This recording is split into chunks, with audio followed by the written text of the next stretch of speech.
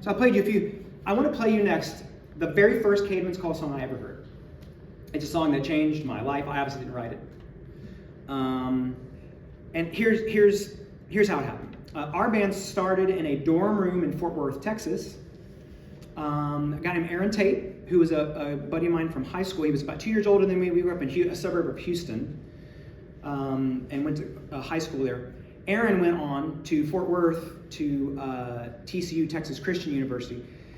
And his first week there, he met a guy named Cliff Young, who neither of us knew, who was also from Houston.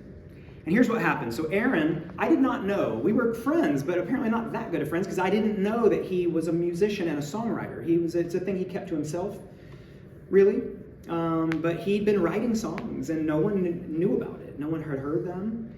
And I certainly didn't know about it. He was in his dorm room, first week of school or whatever, and he was just playing his songs. Door open. And Cliff Young, this other guy, is walking by and he hears the songs, and he kind of pops his head in. And he's like, hey, like, I'm Cliff. And he's like, Aaron, they meet. He's like, this is really good. Like, these are cool songs. Like, are these your songs? Did you write these songs? Or? He's like, yeah. He's like, okay. They're great. Do you do something with that? Like, have you recorded your songs, or do you play your songs out anywhere, like open mics or coffee shops or whatever like that? And Aaron was like, no. He's like, oh, okay.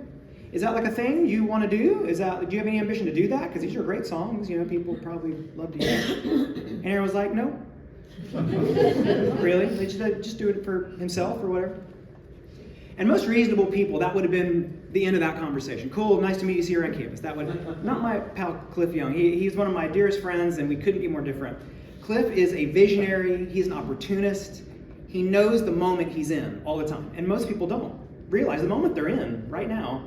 He knows somehow. It's magic. And he knew somehow. And so he went on, more questions. And he said, okay, that's cool. So you got all these great songs. You don't want to play them or do anything with them. How about, would you be okay if maybe, could I start a band playing your songs, but you don't have to be in the band? And Aaron, remarkably, he just came up with this, like right there on the spot, Cliff did. And remarkably, Aaron was like, yeah, that sounds fine. If you want to do that, I'll show you songs and you can play them. And I don't know. I don't have to be in the band. No? Okay, cool, yeah. And so then Cliff yet went further, and he was like, wow, amazing.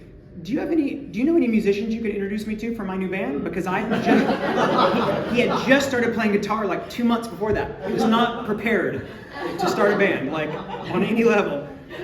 And Aaron, maybe that same night, called me, told me that story, and said, all right, so this guy Cliff Young is going to call you, because I was his friend from high school that he knew played guitar and had been in bands all through high school, and we were friends, and that was my whole identity in high school. I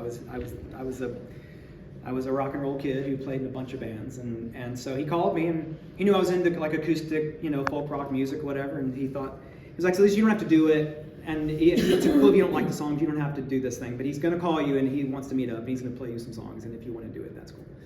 I was like, well, okay, cool, great. A couple days later, I was with Cliff Young in Houston, across town, and he played me 3 or 4 songs that day. They're all songs, if you were a Caedmon's fan, and that's why you're here, they're all songs you know. But this was the first one. And he played it for me, and I literally, I just remember sitting there just being like, how is this even happening? Like, well, this is what I'm doing now. Whatever plans I had, I was supposed to be going to college. I didn't go like a minute of college, but I was supposed to be going at that time.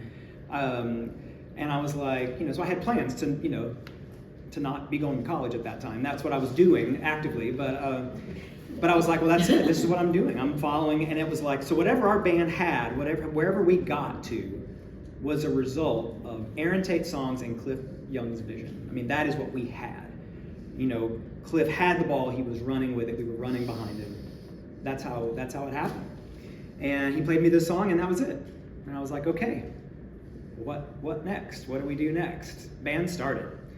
And so here it is. And Aaron was probably 19 when he wrote it. And as I stand before you tonight, I'm 50 years old. I'm not half the writer he was at 19, and it infuriates me. It makes me hate him, honestly. And,